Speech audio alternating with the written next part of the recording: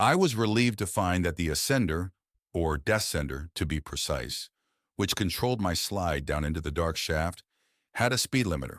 With the very low gravity, I was able to easily bend my suit downward so I could watch my descent and verify that I was not going to collide with either Ukes or Jonathan. After 5 minutes, and after descending over 100 meters, I began to close the distance with Ux and Jonathan. I saw that they had stopped descending and were now busy disconnecting themselves from the tether. Once that was accomplished, Ux began inspecting the surrounding area, while Jonathan stood stationary off to the side of the shaft on a circular platform, waiting for my arrival. When I reached the same depth, he reached over and hit the brakes on my ascender, stopping my descent with a sudden bounce. My suit lights swung around wildly for a moment before I was left hanging, facing downward. I was able to see that the tether and shaft continued far below, so we were not yet at the bottom. Jonathan then pulled me away from the tether until I was able to stand on a narrow platform that circled the shaft. I had just gotten myself stable when Omu came to a stop next to us. My android friend simply swung over to the ledge nimbly, and I noticed that she had not bothered with an ascender, but had simply gripped the tether with her hands. Show off. There were 5 tunnels arranged around the shaft. Ux chose one of them and entered, but not before waving for me to follow. Jonathan followed, ready to assist as I carefully made my way around the open shaft to her tunnel. My suit only had small forward illuminators, and there were pools of shadow everywhere. I did not want to mistake a shadow for the open shaft, although if I had, the light gravity would have given Jonathan time to grab me. "John, do you have your low-light enhancements turned on?" he asked over the group comm system. "I do now," I admitted with some chagrin after finding and mentally activating the feature on my smart iris control menu. The circular chamber came alive with luminescent paint markings all around. Even the tether was now glowing. I saw that there were 5 clearly marked radial tunnels leading away from the shaft. Everything important is marked with luminous paint, so just our suit lights will be sufficient. Like at Forbin, we tried to eliminate all unnecessary conductive pathways, like those needed for electric lighting. The suit lights will re-energize the luminous paint and allow them to glow for an hour or 2. I now remembered this detail from the early planning sessions. Ux had already moved many meters ahead down the side tunnel, and now stood inspecting a cluster of equipment. She was standing in a pool of blue light which came from much higher above her. I looked up and saw that it was the familiar blue glow of a large ESU cylinder's power status indicator. The display showed that the ESU was fully energized. ESUs of this size could normally power a field base for years, and I noticed more lights just beyond Ux's current position. Before I entered her tunnel, I did a quick circle and verified that the 4 other tunnels also had similar blue glows from their own ESU arrays. I was looking at a lot of stored power. The numerous charged ESU indicators physically confirmed that Jonathan had indeed completed the preparations needed to ready the facility and that the required energy reserves were in place. I saw him smile proudly as he watched me take in our surroundings. "I bet it was a bitch getting those babies installed down here," I commented as I gestured towards one of the ESUs. He pointed to the trolley rails suspended from the ceiling of each tunnel. That explained how he'd gotten the ESUs from the central shaft and out into each of the 5 radial tunnels. "Those helped," he explained, "with the shaft crane above to lower the bulky bastards down to this level, and the trolley to distribute them. It wasn't too hard. In fact, I think it was easier moving the ESUs in Vesta's low gravity than it would have been shoving them around in full weightlessness. At least the gravity kept the things pointed in the right direction. I remembered my own decades of zero-G construction when I'd helped construct Averill. Having some gravity also kept things from floating away inconveniently when you turned your back. "Isn't it risky having fully energized ESUs so near the new arrays?" I asked. Ux replied instead of Jonathan, "It can't be helped. In order to respond quickly if an opportunity presents itself, we need to have the array ready to go with only a moment's notice. I've designed a series of safeties to help reduce the risk." I couldn't help noticing that she'd said reduce instead of eliminate. I decided to just trust her and not delve any deeper into the risks. "John, pull yourself through this segment of tunnel very carefully. Use the wall handholds to keep yourself from bouncing too high and getting too close to those. HFY. Jonathan said while pointing overhead to the heavy metal bus bars installed along the ceiling of the tunnel. There were 2 parallel bars and each was connected to one of the twin power taps at the top of the ESUs. The buses are currently fully energized, by the way, he added. I saw the bus bars and ducked a bit lower. They were enormous. Each bar was silver metal and rectangular in cross-section. Metal conductors? Why not use superconducting conduits? I asked. Ux answered, simplicity, John. Although normal metallic conductors will lose some energy to heat due to resistance, we have oversized the ESUs to compensate. The bars are 100 mm by 240 mm in cross-section and are constructed of a highly conductive silver alloy. Each will carry over 42,000 amps of electrical energy for the few seconds required to fully energize the array. After that, they will begin to fail, although the termination charges deep below will have destroyed the bars and the entire complex well before that happens. The reminder that we were currently standing above multiple armed atomic scuttling bombs located at the bottom of the complex momentarily distracted me from the power distribution system Ux was explaining. I put the thought of the live bombs out of my mind and asked the next question on my mind. Don't the bus bars need to be insulated? I asked, studying the exposed metal conductors. They were suspended from the ceiling about 2 meters apart on regularly spaced hanger brackets.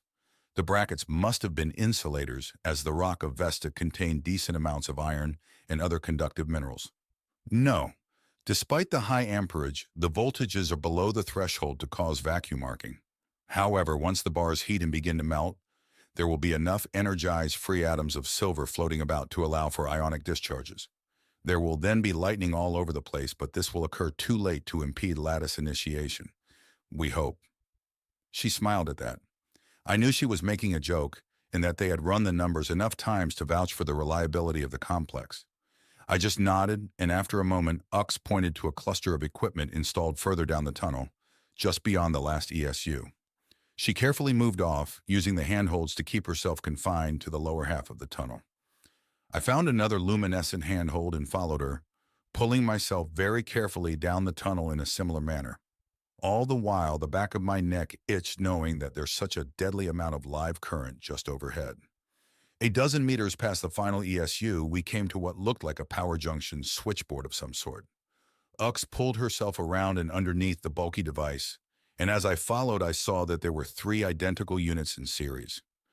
Each was connected to a massive relay overhead where the bus bars terminated. I noted with relief that the ceiling of the tunnel here was much higher, placing the bus bars further out of reach.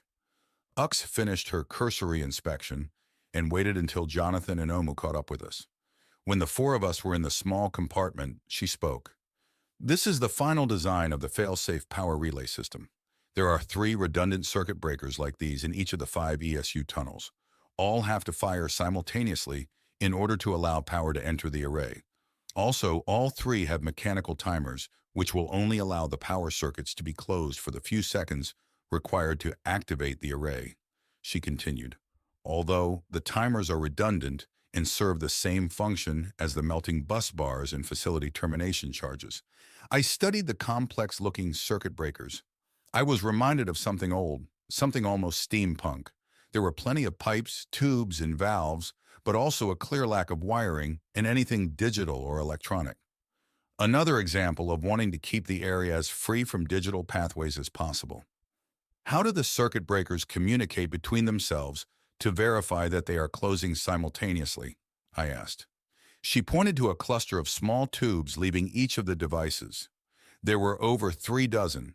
I followed the tubes up to the ceiling where they ran along a raceway leading back towards the central shaft. Shockwave tubes, John. The activation signal arrives here from the main centralized permissive action link below via an induced shockwave traveling through one of those tubes. You mean like the detonator cords used in the mining industry back in my time? I asked. Exactly, although the chemicals in these tubes induce a weaker pressure pulse that does not break the tube wall. Wilkes then pointed out groups of identical tubes. The initiation pulse reaches each of the final circuit breakers and then is sent back along a different shockwave tube for redundancy and security. If all 15 return pulses arrive back at the main initiator with the correct delay, the initiation cycle is authorized and the array is fully activated. Physical shock waves? Isn't that slow and susceptible to accidents? I asked. Well, the shock waves travel at 1,732.4 meters per second, and with the multiple bounces from the initiator out to each circuit breaker location, the delay does add up to over 2 seconds. But as it takes over 3 seconds to establish the shunting wormhole from here to the Sarissa array anyway, this delay is acceptable, she explained. Also, as an additional security measure, the back-and-forth shock waves allow for unique timing parity checks, and any unplanned shock waves not starting at the main initiator below nullify the overall activation sequence. Considering that it takes 3 complete back-and-forth shockwave passes, one for each step, to close all the relays and energize that portion of the processor lattice, it is virtually impossible to trigger even a partial activation improperly, she explained. How do you test it to know that all the tubes are connected properly? I asked. Jonathan answered this question. They are all pressurized to 0.3 atmospheres with argon. A loss of pressurization would signal a breach in the system. I can also add small pressure pulses to individual tubes to trace continuity. I was impressed. It looked like they had designed and built a safe, non-electrical firing mechanism. I realized that even if the shockwave tubes destroyed themselves once they fired, it would not matter as the entire complex was a one-use installation anyway. Rosie and I are the only ones who know the precise shock tube lengths and pulse speeds. The individual tube delays are tied into the circuit breakers themselves with matching custom-tuned timers. This means that even if someone were to run new tubes and attempt a bypass, they would have no idea of what specific timing each circuit breaker is looking for to fire properly. The timing details only I know, as I had Rosie delete those from her memory. So, back to the mechanism, Ux continued, pointing to the final circuit breaker. Once all 3 relays are closed, power from the ESUs is channeled down the bus bars and into the initiation stages of the processor clusters. She paused as she pulled herself further down the tunnel. Come, let me show you the start of a processor tree. After advancing another 20 meters, the tunnel ended at another large diameter shaft. I pulled up next to Ux and aimed my suit lights up and down the dark shaft, energizing the luminescent paint markings on the shaft walls and stacked equipment racks. The shaft was not perfectly vertical and was tilting off plumb about 10 degrees. The orientation of the shaft's tilt hinted that the bottom would likely converge far below at the central shaft now behind us. I aimed the lights upward to find the top of the tilted shaft sealed with a white polymer dome just 10 meters above. We sealed these outer shafts immediately after lowering in the pre-assembled processor towers, Jonathan said. I looked back and saw that he and Omu had joined us at the edge of the tunnel.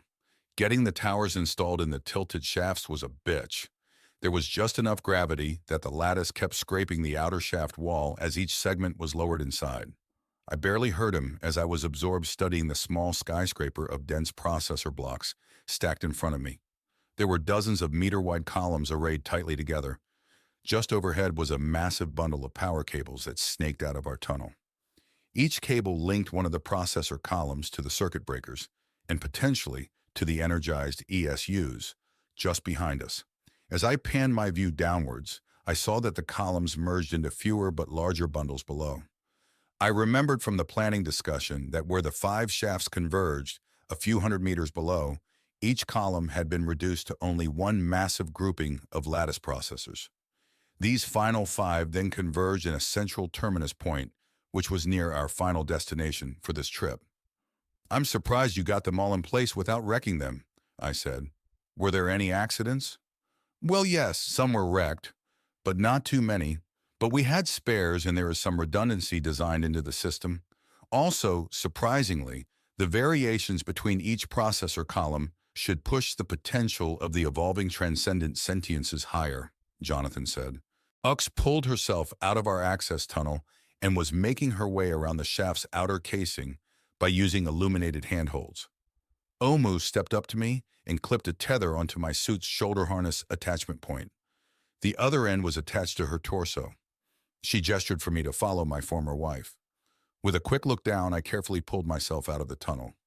I had spotted more handholds below, so I was reasonably sure that if I had fallen without being tethered, with the low gravity, I could have caught myself below before I had gained too much speed. Still, I might damage the processors, and I suspected that was the main point of Omu's precautions. I pulled myself around the shaft, holding as close to the outer wall as I could so as to avoid bumping the processor towers. There were support struts above and below, which kept the processors centered in the tilted shaft, and the moving shadows formed from our suit lights were spooky in the dimness. Finally, I arrived at the shaft's outer wall and saw that there was a ladder built into that face. Ux paused at the ladder and watched my progress around the shaft's perimeter. When I reached her, she pointed upward to the top of the towers. When the circuit breakers close, the energy from the ESU tunnels enters the shafts and connects to the lattice processor at the initiation segments up top. The energy is divided across the separate processor towers, causing each to boot their non-corporeal sentiences into existence. We've seeded each chain with various logic packages, which should promote aggressive self-expansion from the get-go. She then pointed downwards. About 6 meters below our current level, I saw that the processor column's architecture changed. Where there had been dozens of separate and parallel lattice towers, the numbers were reduced by half below the mixing level. This was an intentional part of the design, and it forced each new sentience to dominate over its peers, to continue to evolve and have access to new processor lattice segments and additional thought-sustaining power below. Ux was already quickly descending. I saw that she was sliding slowly down the ladder by sliding on the side rails fireman style.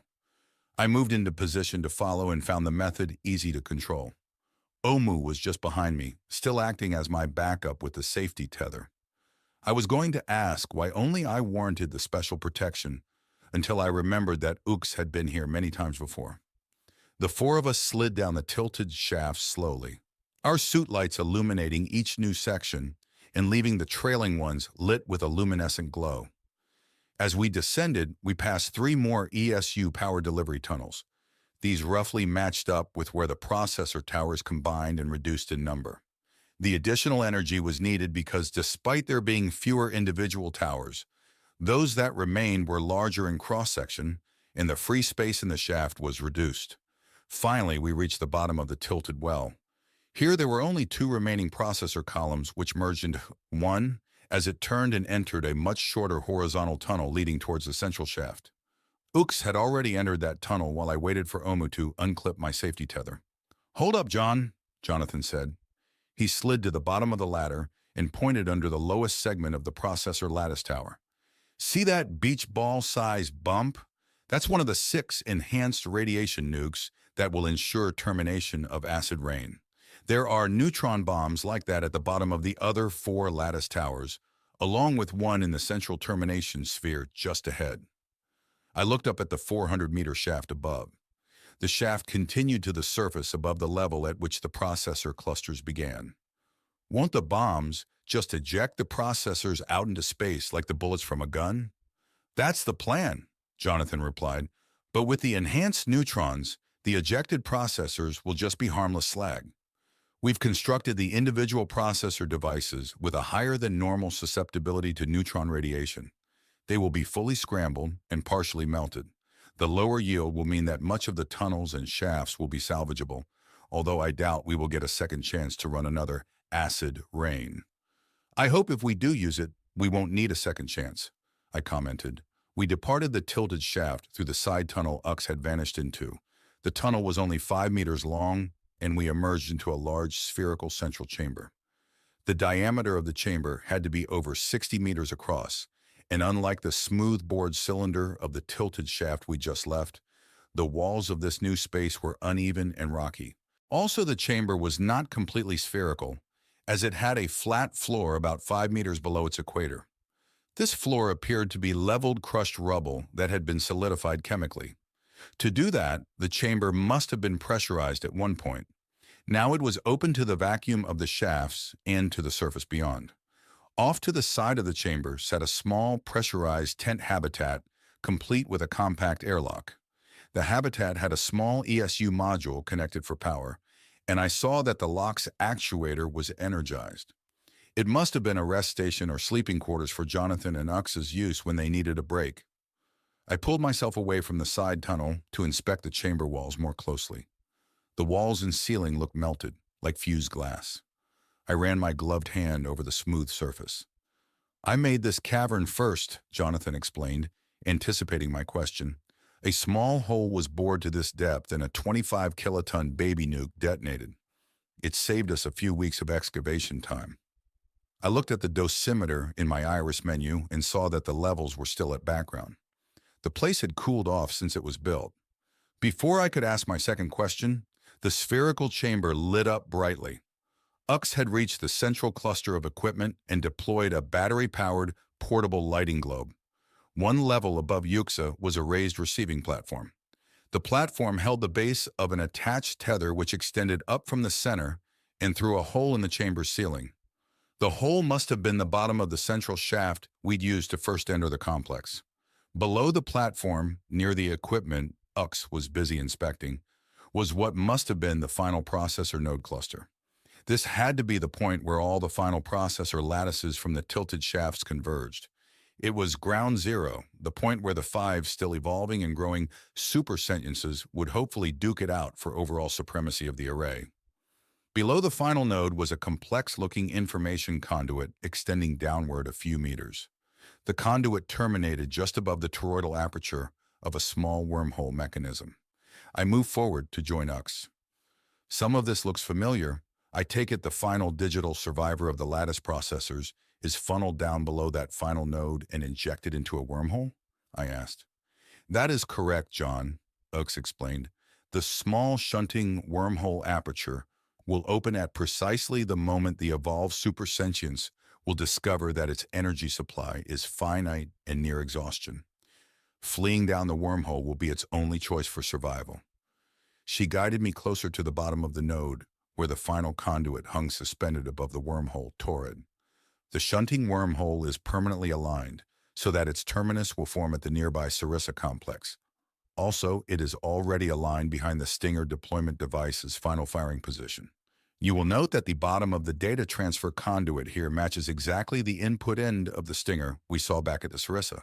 I pulled myself down close so that I could inspect the underside of the conduit. She was correct in that when the shunting wormhole formed and joined this space with the Sarissa crater, the conduit would mate with the Stinger seamlessly. "So the shunting wormhole forms and the supersentience is forced into the Stinger?" I asked. Ux nodded. "And then the Stinger is advanced into the already active Sarissa wormhole and out of its terminus 8 light-years away? Hopefully deep inside the enemy?" I asked. "You've got it, honey. It's pretty simple, actually, if you discount the 3 AIs needed, the enormous amount of dedicated advanced logic processors, and the miracle of timing needed to tie it all together. Keep in mind that the multiple linkages only have a few milliseconds to work properly. Too early and the supersentience will not have coalesced into one supreme being at the Stinger. Too late, that same supersentence will have lost itself into an infinite, self-contemplative, solipsistic loop and no longer be functional." I remembered the latter had arisen often in the experiments performed at Forbin. The window where we could utilize this godlike artificial non-corporeal intelligence was so short, just a wisp of time before the new emergence passed on to whatever lay beyond evolution-wise for transcendent thinking logic. We had learned enough to prevent the collapse most times, but there was still much unknown about the far extents of sentience. And all this assumes that an emergence does not somehow escape into our local data network and propagate all through the system, wiping ourselves out in the process, she added after a short pause. As if to reinforce the danger, I spotted the casing of the scuttling neutron bomb just below the wormhole torus. It was located next to the wormhole initiation machinery. Hopefully, the timing of the detonation would occur after the wormhole was closed and before the blast wave could propagate through the spatial rift and muck up the more critical and complex Sarissa mechanism. I said as much to Uxie. "It should work," she replied confidently. "We've also programmed the Sarissa mechanism to shut down simultaneously when the shunting wormhole terminates. This will strand the compromised Stinger 8 light-years away with the assemblage. Regardless, we should be able to save Sarissa if we have to use acid rain." "What if something leaks through and into the control systems there?" I asked, Could it use Sarissa to send itself elsewhere in our network? Omu answered. I have arranged to have an independent digital agent remain active at the main wormhole site to monitor the integrity of the datanet. If something does happen, it will initiate a fusion device and destroy the Sarissa crater. I stared at Omu. Who did you get to do that duty whom you trust well enough to remain uncompromised? Probe Ono's presence volunteered. With our plans to use the probe as an observation post for the upcoming weapons tests, we retrieved the digital awareness from the interloper probe. It has agreed to do this task for us.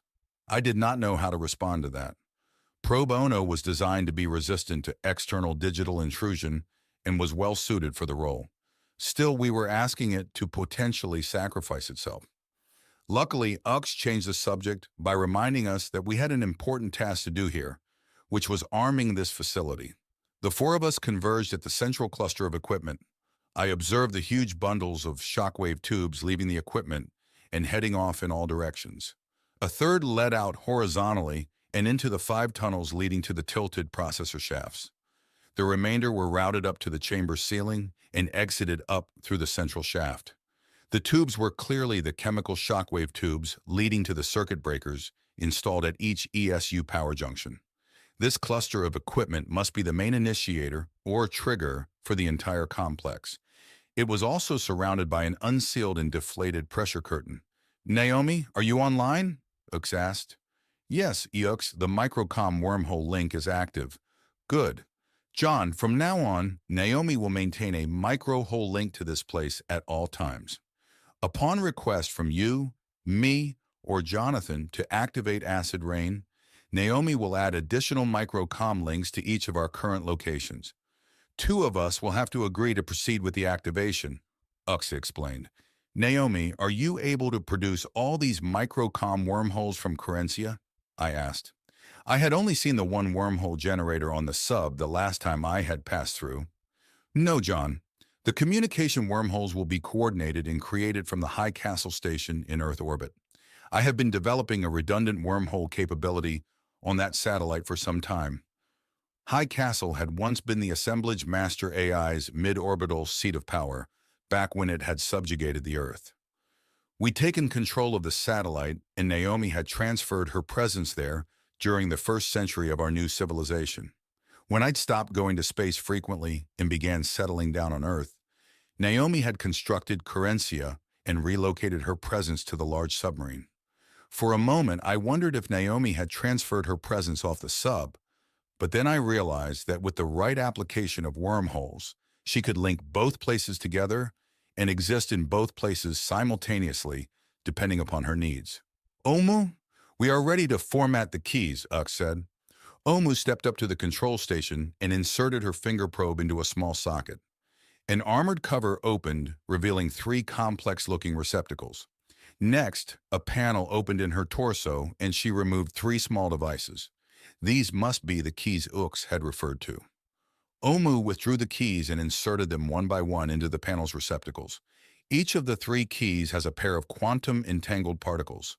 I am now transferring 1/2 of each particle pair into each key of the permissive action link embedded in this control console, Omu explained. Green telltales lit over each key. Omu withdrew them one at a time and handed them to each of us. As I had been previously when I was first briefed on the activation protocols, I was momentarily bothered that Omu would not be receiving a 4th key. I'd wanted her to have 1, but the other 3, including Omu herself, were against the idea. They judged that the android was not objective enough. In the end, we agreed that if 2 of the 3 humans who had keys were ever permanently incapacitated or dead, then Omu would be given authority to act as a replacement 2nd member to maintain the 2-man rule. Keep these with you at all times. John, note your key is designed to attach to the back of your genealogy amulet. I took the small device and saw that it looked like it would clip to my ever-present amulet perfectly.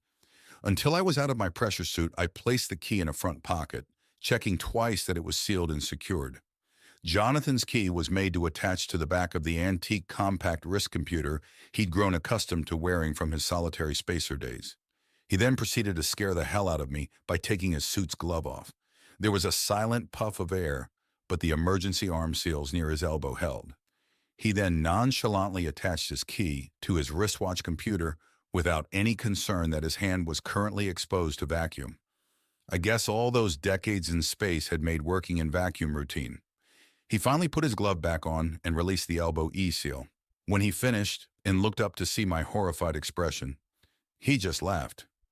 Ux just shook her head at our antics and pocketed her key in her suit. Omu closed the large, heavily armored cover over the activation sockets and then gestured us back so she could seal the pressure curtain around the console. Finally, once the bubble of air was formed and stable around the console, the android turned to us. "The permissive action link is now armed," she explained. "As long as you are linked to the console with a microcom wormhole, the keys you possess will enable the activation of this facility. As previously agreed, the two-man rule is now in effect. 2 of you have to agree before activation can commence." The android then pointed to the now sealed control interface. "As previously agreed, turning your keys halfway will simply prime the device and leave final activation to either Naomi or I. Turning your keys fully will activate acid rain immediately after a very brief 2-second delay." Omu paused for a moment before continuing. "Remember, after turning the keys fully, you must withdraw your hands from the micro wormholes quickly before the 2 seconds lapse or risk severing your fingers as the link will terminate as acid rain fires." "How long is the prime window open for if we turn the keys halfway?" Jonathan asked. 24 hours, Ux said. "After that, it will safe itself, and we will have to again turn the priming keys." We gave each other a quick glance, but there were no more questions. Jonathan and I exchanged a small nod simultaneously, causing both of us to twitch a brief smile. He stepped up and shook each of our hands. "Well, that's done. The hardware end of Acid Rain is now ready to go, and I can button this place up and go relax in a bar somewhere and hope that we never have to use it. You two go off now and fight the enemy with our better weaponry. Good luck on that, by the way." He was grinning as he said it, so I knew he was being facetious. I knew he worried about the pending war just as much as Ukes and me. I knew he would have gone to Mars to help if we'd asked, but we needed him on Vesta in case any problems involving this facility arose. Yes, let's hope that this place will never be used. If things proceed poorly enough that we end up having to, I pray that all our precautions are adequate, Ux said. She ran her gloved hand over the inflated pressure bubble for a moment as if saying goodbye. It was a reminder that despite how busy she was on Mars, she'd put a lot of time and effort into designing and building this facility. The chamber grew dim as Omu packed up the portable lighting globes. The now brightly appearing luminescent paint markings filled the chamber and equipment with an almost hieroglyphic display. Ux and I slowly spun in place, taking in the abstract beauty. Jonathan, having spent too much time down here over the past few months, was already pulling himself up to the upper platform where our exit tether waited. I held to Ux's hand for a moment, holding her in place. Not wanting to broadcast this to the others, I leaned forward and brought my helmet into contact with hers. "Thank you for all the hard work, honey," I said loudly so the sound vibrations would transfer between the helmets. "Please don't push yourself like this much longer." I saw her nod. "I'm okay, Jon. Hopefully soon we can all relax," I heard her muffled reply. I nodded back and let go of her hand, not before giving it a comforting squeeze. I then followed Ux up the handholds leading to the tether. Omu was right behind me. 15 minutes later, we were back aboard the shuttle pod with our helmets off. We remained silent, however. Our moods were a mixture of somberness and relief. Riho and I spent the night on Vesta in the gravity train habitat. We were staying in Rami Rahat's guest room, as he had included us along with Ux in his invitation for supper and a chance to catch up. Rami was in charge of power generation here on Vesta and had been Uxie's longtime partner when my ex-wife had lived on the asteroid. They were still good friends and still met up occasionally when they were in the same end of the solar system. Rami was also one of the small group of trusted people who knew about acid rain. We'd needed his help in arranging both the energy to mine out the secret complex where we built it, but also to provide the large-sized ESUs needed to energize the lattice if we activated it. Rami had earned our trust by being part of our group, who had seized the Forbin complex back when Uxa was working out the basics of wormhole technology. After supper and after an hour of conversation with the Hemru ambassador, whom he had not yet met personally, Rami steered the discussion back to the secret project. I've gone over Eudaimonia's assessment of the dangers if you choose to use acid rain, and I concur that the risks to the shipyard and gravity habitat areas of the asteroid are minimal, he explained. How goes the effort to isolate the fusion reactors on the South Pole from the Sarissa complex? Ux asked. The new power distribution circuit interrupters were completed last week, HFY, Rami replied. The 18 isolation modules are linked by microcom wormholes to the Ono Sentinel module monitoring Sarissa. If you fire the weapon, and if there is a leakage that makes it into the Sarissa machinery, the Sentinel will use the microcom links to sever all external power conduits and save the main fusion plants. We were silent as we contemplated our poor luck if that occurred. Rami continued. At least that is the theory. I've taken the precaution of beginning to grow our stockpile of ESUs. We've also fully energized the ESUs on board Gambito. If we need to, we can power the habitat for months using both reserves. Enough time to evacuate. Using the Gambito as a lifeboat will solve many problems, Ux replied. Everyone could be scanned and rendered digital free as they are shuttled to the ship. We dare not wormhole in from the rest of the system until the asteroid is cleared. The rest of the evening was spent discussing items of lesser import. Rami did surprise me when he mentioned his future plans if we did manage to defeat the assemblage. He wanted to enter into a new research project with Ukes. Apparently, he had an idea to combine Hemru thruster technology with his fusion expertise and incorporate newly discovered aspects of wormholes to develop a star drive. As I watched him explaining his idea to Ux, I saw her start to fidget and get the far-off lost look she did whenever she was utilizing her implants and mental capacities to their fullest. Eventually, she tuned out the rest of us completely and entered deep virtual. I think my idea has intrigued her, Rami commented. So you've really figured out a way to travel faster than light? Well, no, far from it. But I've got a promising theory. It will mostly depend on if we can reduce the power required to sustain a moving wormhole terminus. If we can, we will basically be falling into a wormhole in space that keeps moving ahead of our power supply and wormhole generator. Ambassador Riho was able to ask more technical questions than I could, and Rami was more than happy to discuss his theories with the Hemru. I followed along as best I could.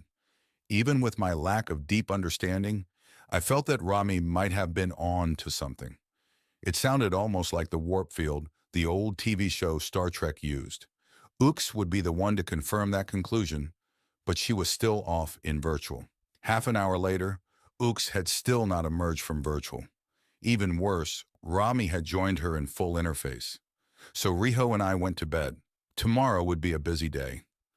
Jonathan was hosting a farewell breakfast for the group, and afterward, Uxe, Omu, Riho, and I would be poking ourselves off to Mars orbit. The shooting war was about to start, and we still had a great deal to test and prepare. Omu and I extracted ourselves from the narrow transport tube, which had just delivered us to Mars orbit. We had arrived at the main central 0G receiving chamber on the Elon the 2 space station. Going from the microgravity of Vesta to the null gravity of the station's hub was far less disturbing than if one had been in full gravity. Omu helped steady me as I got my bearings and surveyed the spherical chamber. I quickly spotted the waving Hana, who was waiting near another small group, who were clutching the handholds near the chamber's entry. The 3 others were ignoring us, off in virtual and clearly waiting for other impending arrivals or for their own departure time slot. I let Omu grab a nearby floating tether and pull us to where Hana waited. The android and I were the only arrivals as Riho and Uxa had departed Vesta 2 hours earlier. The stated reason for separating our party of 4 was due to insufficient power reserves to send us all at once. Uxa, being eager to get back to her work, urged us to go separately rather than wait. She also arranged for her and Riho to be transported directly to the wormhole control complex on Phobos instead of to this space station. I'd planned to meet Hana here and then visit my grandson Ben down on the surface before making my own way to the military wormhole facility. Riho had been torn about whom to travel with until I'd eased her concern by reminding her that short-range transport via wormhole or even shuttles around the Mars system was available almost any time. If something came up, either of us could quickly travel to join the other. "It's about time you got here, Jon," Hannah exclaimed after giving me a quick hug and directing me to a handhold. She then exchanged a similar hug with Omu. When she pulled back, I saw that she was bothered about something. "Don't tell me you are really this eager to start a war," I replied. "What's the rush?" "It's the conservative faction again, Jon. They've been pushing to attempt diplomacy with the assemblage before we attack." Hannah was really worked up. Her outburst had brought two of the others out of virtual to see what their disturbance was. I gestured to them that everything was all right and pointed Hannah towards the chamber's exit. Hannah took the hint and remained silent as we pulled ourselves out of the spherical receiving chamber and made our way out to the closest drop tube. "I'm sorry, Jon. I should have waited until we were in our quarters," Hannah mumbled as we traveled. Traffic was sparse as we made our way down the connection spoke leading to the gravity ring. This was likely due to the decline in the station's population caused by wormhole technology. I'd never been on this station at its peak, but I'd heard that it had once been as crowded as Gateway Sigma in Earth orbit. I preferred the less hectic conditions now. The tube shuttle became an elevator as our weight returned and Hannah and I tested our balance. When we reached the outer ring and its Earth standard gravity, as always, I was amazed at how heavy I felt. Coming from null gravity, it felt like I was 2 or 3 times heavier than normal. This impression would subside over time, but until it did, I would have to take things slowly. The spoke lift tube door opened, and we stepped out into the curving corridor. As we made our way spinward to where our living quarters were, we passed through 3 small, unfinished areas. In these locations, which had been reserved for business use due to the proximity to the spoke, the station was just a large diameter pressurized tube which featured many viewports including overhead skylights. None of the skylights or viewports were currently shaded, which indicated that Phobos was either not in operation or that the small moon was over the Martian horizon. We paused at the first of the portals so I could take in the beauty of Martian orbital space. From this position, the overhead viewport framed the station's main spoke, which connected this segment of the gravity level to the central hub 300 meters above us.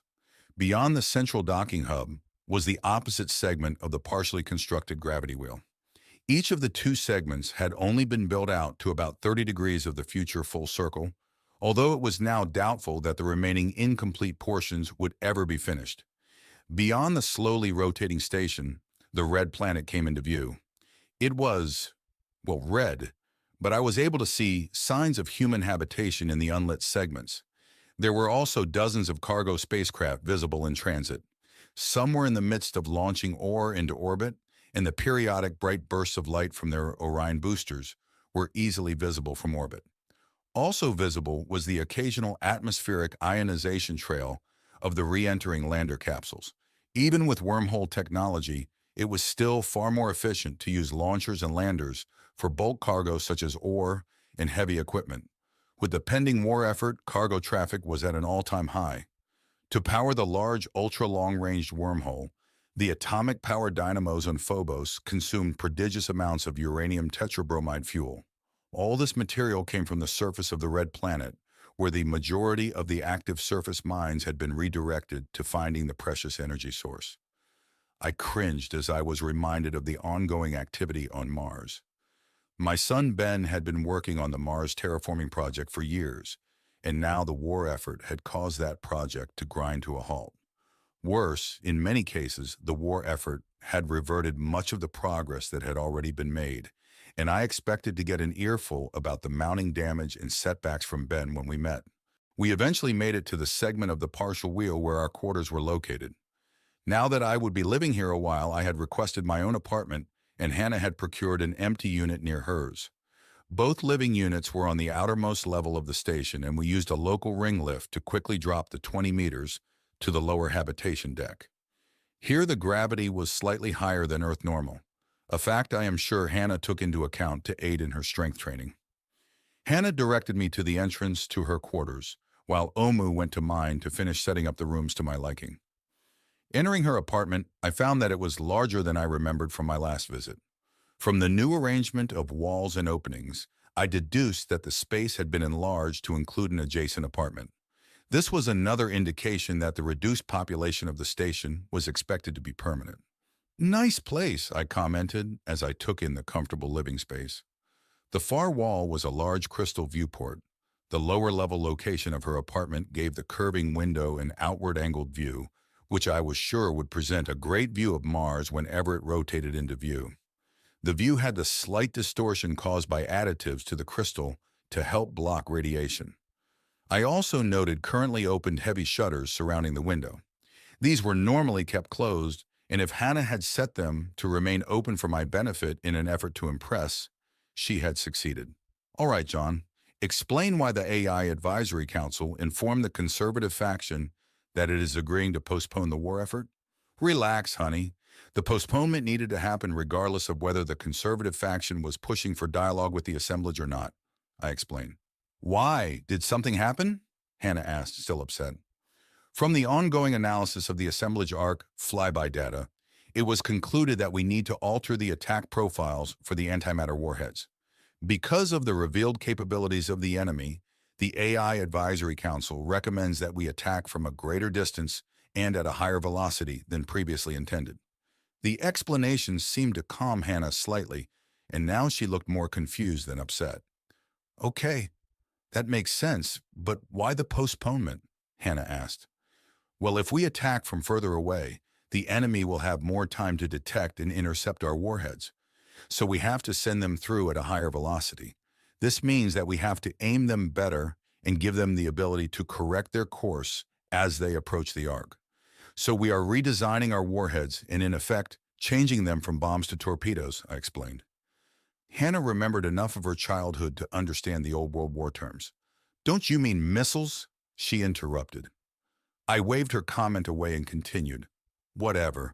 And because of the high speeds involved, the guidance engines on the torpedoes, missiles, will need to be very high thrust.